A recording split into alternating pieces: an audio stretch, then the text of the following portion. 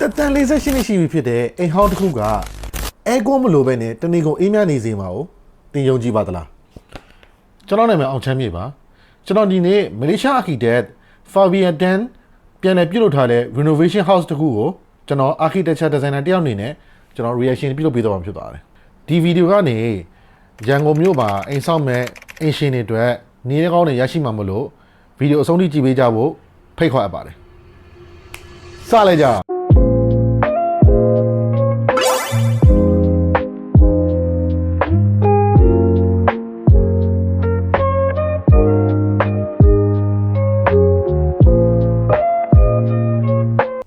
ပုံဝင်များကျွန်တော်ရန်ကုန်မြို့အိမ်ကြီးမှာဆိုရှင်မျက်နှာစာကြီးမှာပဲအကြီးတော်မှန်ကြီးတွေဖွင့်ချပြီးတော့ဒါမျိုးတွေလုပ်တယ်ပေါ့နော်။သူကအာခီတက်ကကြဘာလုပ်လဲဆိုတော့အရှိမ double layer ပုံစံမျိုးနဲ့အရှိမဒီ wall နဲ့အကြီးတခုသူပိတ်ချလိုက်တယ်ဗျာ။ပိတ်ချလိုက်တော့ဘာကောင်းသွားလဲဆိုတော့ကျွန်တော် privacy ရှိသွားတယ်။အပြင်ကစူညံတဲ့နေဆိုလဲအိမ်ထဲကိုမဝင်တော့ဘူး။ပြီးတော့အဲ့ဒါအောင်မှသူကပန်းကြံလေးသူထားလာခဲ့တယ်ပေါ့နော်။ပန်းကြံသူထားလာခဲ့တော့ကျွန်တော်ဒီအိမ်ထဲကိုဝင်မဲ့ privacy ကြတော့အရန်ကြီးကိုကောင်းသွားတယ်ပေါ့ဗျာဟိုဝင်ချင်းကိုအိမ်ကန်တန်းမြင်ရတာမျိုးတွေဒါမျိုးတွေမရှိတော့ပေါ့နော်ဟိုကိုပန်းကြံတစ်ခုကို wall with တစ်ခုကိုဖြတ်ပြီးတော့သွားရတဲ့ပုံစံမျိုးအရင်သွားလိုက်တာပေါ့နော်အိမ်ရှင်ကသူကအကွန်းနဲ့မတည့်ဘူးပေါ့နော်မတည့်ဘူးဆိုအာခီတက်ကတဘာဝတိုင်းရအောင်သူဘယ်လိုစဉ်းစားလဲဆိုတော့သူပန်ကားတွေတုံးတယ်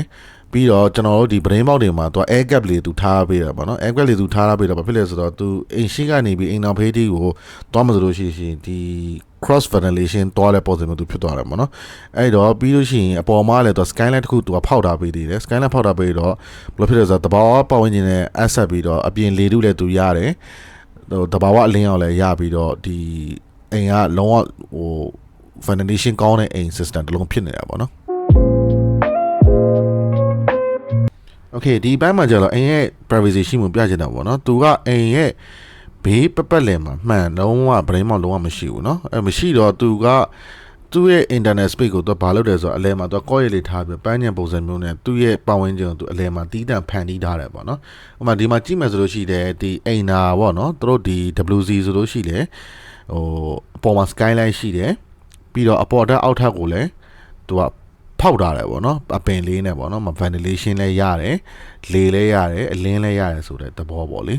ဒါမျိုးပေါ့နော်ဒီဒါကတော့ဒီအိမ်ရဲ့ထူးခြားတဲ့အပိုင်းတွေဖြစ်တယ်ပေါ့နော် Okay ဒီအချင်းချုပ်ကတော့တွင်းဘက်ကိုဖွင့်တယ်အပြင်ဘက်ကိုပိတ်တယ်အတွင်းဘက်ဘာလို့ဖွင့်တယ် ventilation ကောင်းကြည့်လို့အပြင်ဘက်ကိုဘာလို့ပိတ်လဲ privacy ကောင်းကြည့်လို့ဒါ architect Fabian တဲ့ရဲ့လက်ရတစ်ခုဖြစ်ပါတယ်အဲကုန်းမလို့ပဲလုပ်ပြပါနော်အဲ့တော့ဒီဇိုင်းကောင်းတစ်ခုသာရှိမယ်ဆိုလို့ရှိရင်မြေကျင်းတာတွေအိမ်ဟောင်းတာတွေကပြဿနာမဟုတ်ပါဘူးအများကြီးဖြည့်ရှင်းရတယ်ဆိုတော့ဒီဗီဒီယိုကတက်တဲ့တစ်ခုဖြစ်ပါတယ်မိတ်ဆွေတို့ဆိုရင်အိမ်ကိုဘယ်လိုပြင်ဆင်မလို့ comment မှာရေးခဲ့ပေးကြပါအောင် Okay ဒီလိုမျိုးအိမ်ဒီဇိုင်းတွေကိုဆွေးနွေးတိုင်ပင်နေတယ်ဆိုလို့ရှိရင်ကျွန်တော်နဲ့လာအောင်ဆွေးနွေးတိုင်ပင်နိုင်ပါတယ်အခမဲ့ဆွေးနွေးပေးမှာဖြစ်ပါတယ်အားလုံးကျေးဇူးတင်ပါတယ် See you in the next video